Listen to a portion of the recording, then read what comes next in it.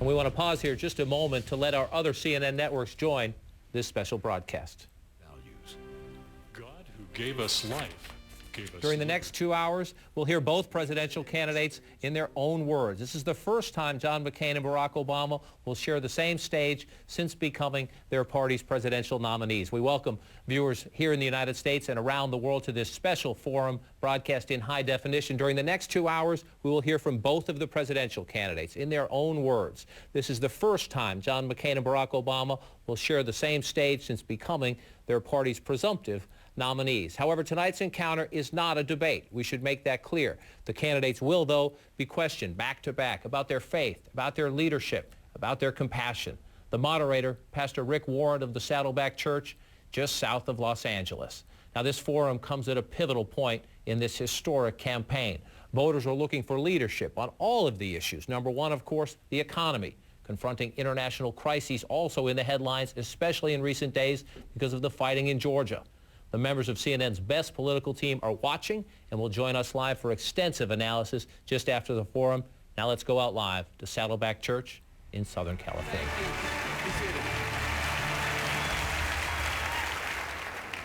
Well, welcome to the Saddleback Civil Forum on the presidency. I guess you got my invitation. We're here at Saddleback Church here in Lake Forest, California, and tonight we're going to use the interview format with these two candidates. Now, we believe in the separation of church and state, but we do not believe in the separation of faith and politics, because faith is just a worldview, and everybody has some kind of worldview, and it's important to know what they are. Now, what I've decided is that to allow for proper comparison, I'm going to ask identical questions to each of these candidates, so you can compare apples to apples. Now, Senator Obama's going to go first. We flipped a coin, and we have safely placed Senator McCain in a cone of silence. Now, each of the interviews will be segmented into 4 different sections. We're going to look at 4 different things, and the number of questions answered in each segment will depend on how succinct the senator is. I have to tell you up front, both these guys are my friends. I don't happen to agree with everything either of them teach or believe, but they both care deeply about America. They're both patriots, and they have very different views on how America can be strengthened. Now, in America, we've got to learn to disagree without demonizing each other. And we need to restore civility.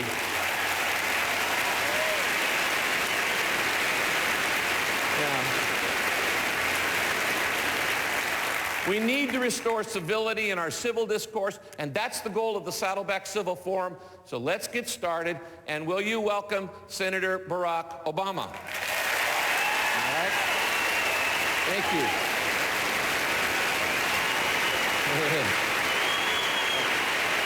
Good to see you. How are you doing? Good. Good to see you.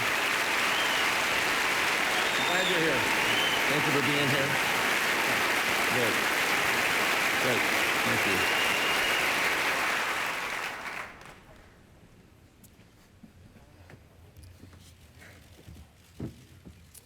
If you were a tree... Pretty good crowd you got here. I got a good crowd. That's a nice looking crowd. We're going to talk about 4 different issues tonight, Barack. The first issue is on leadership. Right. These first set of questions deal with your personal life as a leader. And I'm not going to do this with any other segment, but as a pastor, I've got some verses that have to do with leadership. And the first issue is the area of listening. There's a verse in Proverbs that says, "Fools think they need no advice, but wise listen to other people." Who are the 3 wisest people you know in your life, and who are you going to rely on heavily in your administration? Well, first of all, let me thank you for having me here, Rick. You're welcome. And I love the ministries that are taking place here at Saddleback. This is the second time I've been here, and first time we had a wonderful time. Excluding you, of course, as one of the... And your wife. I was going to say,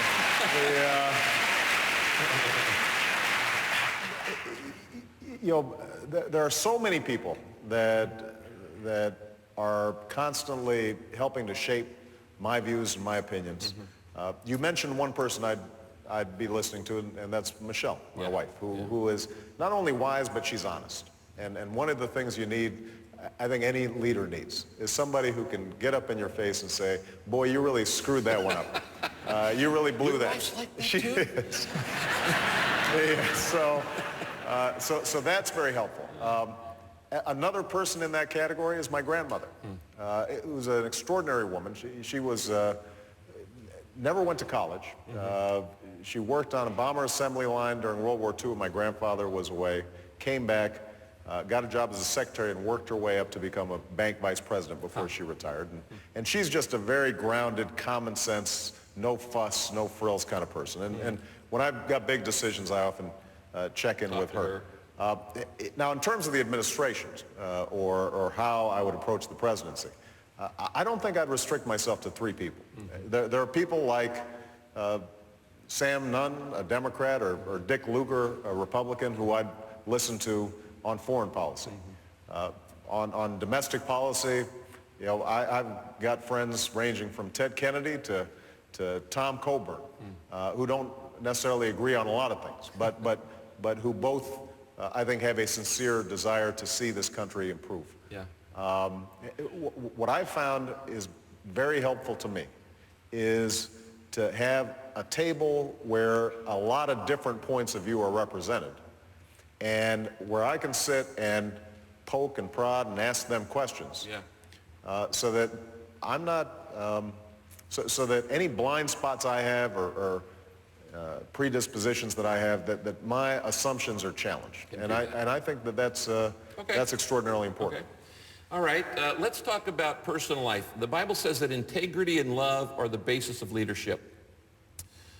This is a tough question. What would be, looking over your life, everybody's got weaknesses, nobody's perfect, would be the greatest moral failure in your life, and what would be the greatest moral failure of America? Well, in my own life, I'd break it up in stages. When I had a difficult youth. My father wasn't in the house. I've written about this. There were times where I experimented with drugs. I drank in my teenage years. And what I trace this to is a certain selfishness on my part. I was so obsessed with me and the reasons that I might be dissatisfied that I couldn't focus on other people. And I think the process for me of growing up was to recognize that it's not about me.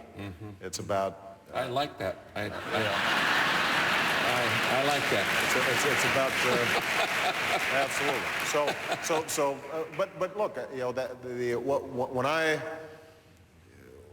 when I find myself taking the wrong step, I think a lot of the times it's because I'm trying to protect myself instead of trying to do God's will. Yeah, fundamental selfishness. And so that, I think, is my own failure. Now, what about America? Now, I think America's greatest moral failure in my lifetime has been that we still don't abide by that basic precept in Matthew that whatever you do for the least of my brothers, you do for me. For me. Yeah. And that notion of that basic principle applies to poverty. It applies to racism and sexism. It applies to not having, not thinking about providing ladders of opportunity for people to get into the middle class. I mean, there's a pervasive sense, I think, that this country, as wealthy and powerful as we are, still don't spend enough time thinking about the least of these.